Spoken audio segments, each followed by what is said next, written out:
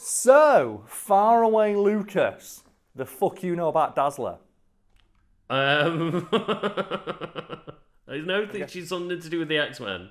Well, let's find out more about her together, shall we?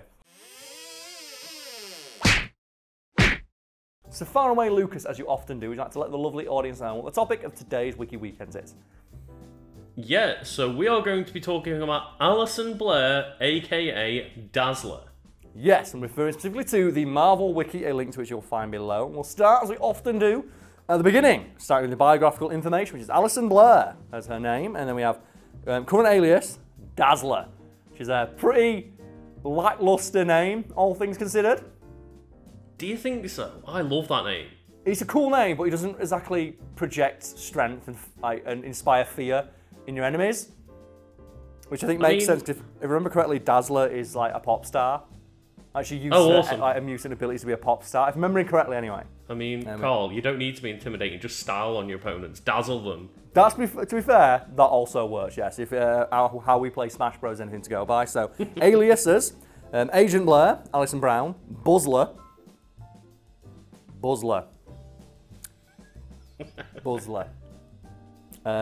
Daz, Disco Dazzler, Dolores Rudolph, I like this one, Light and Gale. Ooh. Not Nightingale, Light and Gale, because she makes light. Songbird, Bright and Gale, which is just ripping off Light and Gale, stop that. And then Skippy. So, you know what? Not really many like band names in there, but maybe we'll get some in her relatives, because I can see she's related to a few superheroes, including Shatterstar and Longshot. Ooh. And Shatterstar's the guy in Deadpool who dies like straight away. They all die straight away. Every single one dies almost immediately, yes. And then we have Affiliation, the only one that matters, is the X-Men and the Lightbringers. Because fuck yeah, the Lightbringers. A character who makes light. Who do you work for? The Lightbringers. Okay, makes sense. Her occupations have included being a professional singer, which she is currently, and an adventurer, but formerly she was a revolutionary, a waitress, an actress, a gladiator, a dance exercise instructor, a model, and then a prophet of the Light Riders.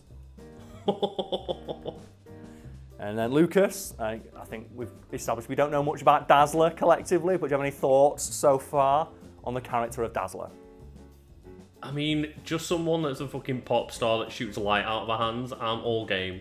I am all game. I want to see that MCU movie. I want like that. I really do. Do they talk about, like in Doctor Strange, they invented like new camera techniques to realize the mirror dimension? Oh yeah. I want to see them do that shit for how Dazzler's powers work. Anyway, we have a quote from Dazzler here. Listen, can you hear it? The wind, the cars, ocean, the laughter and screaming, the hum of everything. This city is a symphony, and I am her speaker. That's a good quote. That's really good. Because I believe her power is she converts sound to light. We're not going to do like the character's history or biography because it covers like 30, 40 years of comics. So we'll get straight to the fun stuff, which is powers and abilities. We've got a power grid here and nothing's jumping out at me. Fairly average across the board for an X-Men. Okay. So we'll skip straight to the powers, which include sound conversion. So Dazzler has the ability to transduce sonic vibrations which reach her body into various types of light. This ability seems to operate over a great range of frequencies, including the audible spectrum, so 35 to 16,500 cycles per second, and a great variation of sound pressure levels regardless of the complexity, dissonance, or randomness of the sound. For example, a car crash and a symphonic passage of equal duration will both produce usable music incoming acoustic vibrations. Dazzler, however, does prefer the sound of music, particularly that which is rhythmically sustained. Not only is music more pleasant to her ears, but the steady beat of popular music provides a more constant source of sound convert. So ability basically boils down to she can turn sound into light, and she noticed that this ability is better, or works better for her at least, when she listens to music, so she became a pop star, and she's her own laser light show. See, like, before it said about the music thing, I was just wondering, does she have an amazing, like, duo pair up with fucking Banshee? Maybe, that could work. Put it like just like Banshee scream at her. Start a screamo band. But I believe that's how she uses her powers, yes. She goes on stage and she's her own laser light show.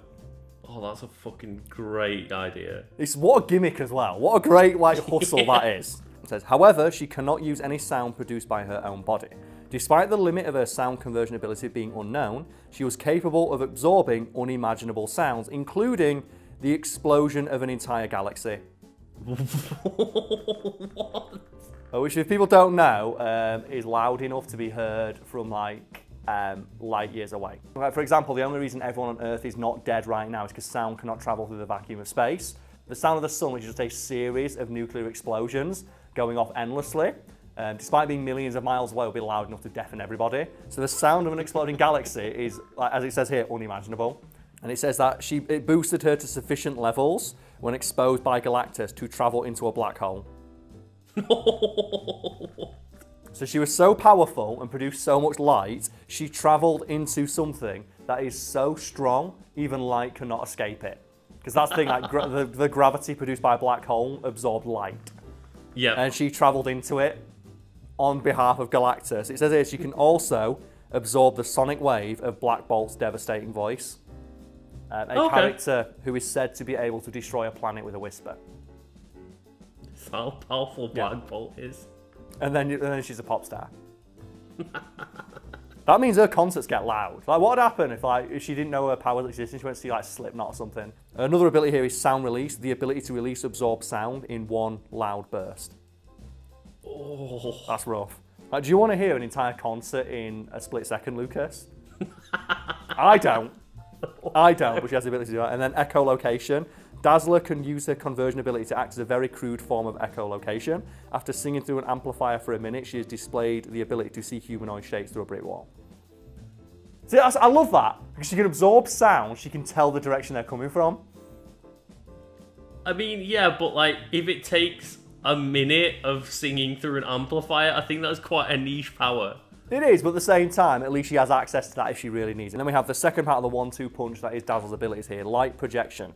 Dazzler possesses a body-wide energy field that controls the energy levels of the outer electron shells of her body in such a way to cause the cascaded release of photons, which is scientific nerd talk for her body produces light. Left undirected, Dazzler's light will radiate from her body in all directions, producing regular flashes of white light.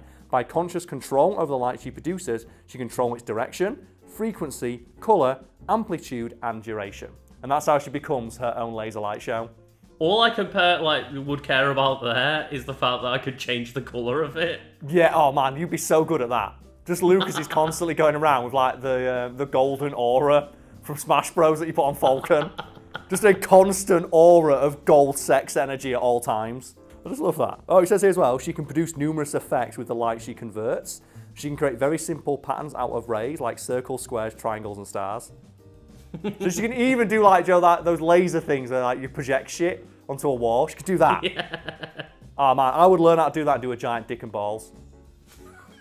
Like, cool. Joe, when you've got like loud neighbours who are loud and they like play their music really loud, I would do that. I'd absorb all of the energy from the sound they're producing and wait till they go to bed and just shine a like 1 million lumens penis through their bedroom window until 3 in the morning.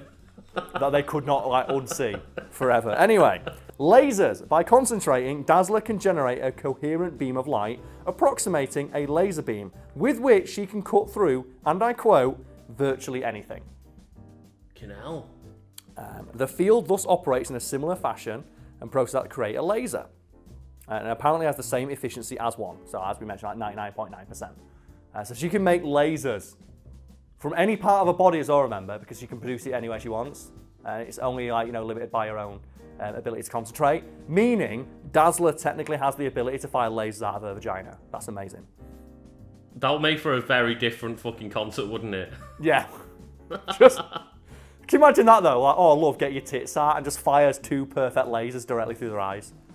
Oh no. Shit men, watch out. So we have it. Photon blasts. She can generate blasts of concussive solid light, which is not a thing. Solid light is not a thing, so she can also apparently break physics, but it's not mentioned here. Oh, holograms. With effort, she can create holograms of human beings. What? So that means, like, at one of her shows, she can create, like, she is Hatsune Miku. She could do it. She is her own laser light Hatsune Miku concert. Let's go. Rocket burst. She has the ability to gain vertical altitude by directing a quick column of light beneath her. So she can fly like Master Roshi can. Do you like when Master Roshi just fires a Kamehameha and flies like that? She could do that. How powerful is Dazzler? Fucking hell. Is that one of the coolest moments of Dragon Ball where Goku does the Kamehameha with his feet to Yeah, attack? just flies. No, Yeah. no, Lucas. You're wrong, 'cause it's when General Tao throws the pillar and jumps on it and rides it. It's the best. Closely followed by the Kamehameha out of the feet. Destructive shield. She has the ability to create a destructive shield of pure light around herself that has the same destructive potential as one of her lasers that can vaporize all incoming projectiles. Fucking hell. So she just becomes the orb. It's like, at that point, you can't even see her. And I think she should be in that form during all of her battles with the X-Men. Because can you imagine, like, when she rocks on the battlefield and is a pure orb of light that just travels towards you and melts everything that touches it? Yeah, it's not an orb of light, it's an orb of lasers. Yeah, and then the more you scream, the more powerful it gets. Oh my god. Light mist, which is a thing that also does not exist. She can create glowing or hazy, almost fog-like effect that obscures the surrounding area. So, Lucas, so she can create lasers, holograms, and now fog. She is her own hologram, laser, and fog machine in one. Her concepts must be fucking legendary. Omnidirectional ultraviolet light. With extreme effort, she can generate omnidirectional waves of ultraviolet light of sufficient intensity to destroy metal objects, and even metal structures several stories high. She can literally bring the house down with her music. She's also a talented singer, actress, and dancer, as well as a highly accomplished roller skater. That's what I want to see. I want to see her roller skating and firing like beams of light out of her ass. Like Joe, like we just talked about, like, the way she can fly by directing energy under her feet. She needs to be on roller skates, so she's just firing a laser out of her arsehole. Is that how she speeds up? I want to cosplay as one of the bikes from Tron. You know, with the lasers that come out the back. I want to do that. Notes. Oh, Lucas, you're going to be a fan of this one. She frequently dyes her hair pink. Oh, yeah. I think I'm finding out that, like, Dazzler is going to be one of my favourite heroes. You might have to, like, become a Dazzler fan, Lucas, at this rate. I might have to. Would you like to end on some trivia? Yeah, let's go for it. So there's a couple of things about the conception which aren't interesting, but I want to get straight to this one, because this is one thing I do know. Among Dazzler's fans in comics are Colossus, Pixie, Northstar, the Rhino, Molly Hayes, Billy Kaplan, Kitty Pryde, Wraith, and the Juggernaut. And the reason I love this one about the Juggernaut is that Juggernaut once got in a fight with her because I think she steals his motorcycle or something like that, or she recognises him because he's pretty he's pretty easy to spot. And because he's a fan of her music, he refuses to fight her properly, and then thinks that he's killed her, and he starts crying. Like, he starts crying because he thinks he's killed her. He's like, "Nah, I've killed Dazzler. Killed music." Never gonna release any new albums. Says here, Mystique once admitted that she liked Dazzler's music, but denies it in public. Oh, does that mean Dazzler music is really embarrassing? Is it like? Oh my god. Is it like Carly Rae Jepsen or something like that, where it's like really saccharine pop, and no one wants to admit to liking it, but it is a bop. So you've got to like you will like you don't. No one admits to liking it, but everyone does kind of like it a little bit.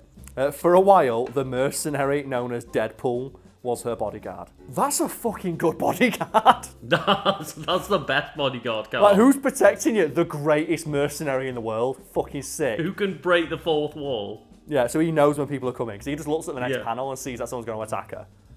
Fucking why is Dazzler so good, man? I'm going to be a Dazzler fan now. Fucking hell, that's awesome.